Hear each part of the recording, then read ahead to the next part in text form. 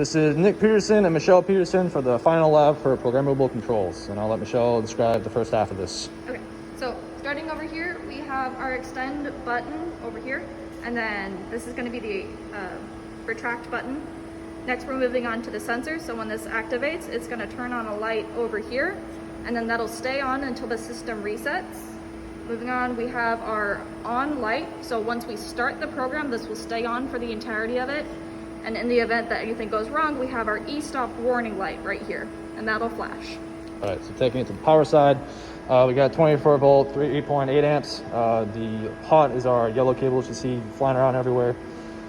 We have our common going to our PLC, and then we have our communication cable going to the ports on the PLCs, and then we're going to use these little fancy buttons that came with the Siemens because we're getting some mixed results out of these. We think there's something going wrong with these mechanically, so we're going to use these for a more dependable result. So we'll get this started up. So when I use the 6 button, or the 6 lever, I guess in this case, we should see the system light power turn on. Yeah, so there's our power light. And then next I will extend the cylinder. Cylinder has extended, button off. Next we'll do the cylinder. Michelle, if you could wave your hand over that. Light is on. I will now retract the cylinder. So the cylinder has now retracted. The reset is a little funky, so we'll talk about that more in our lab report.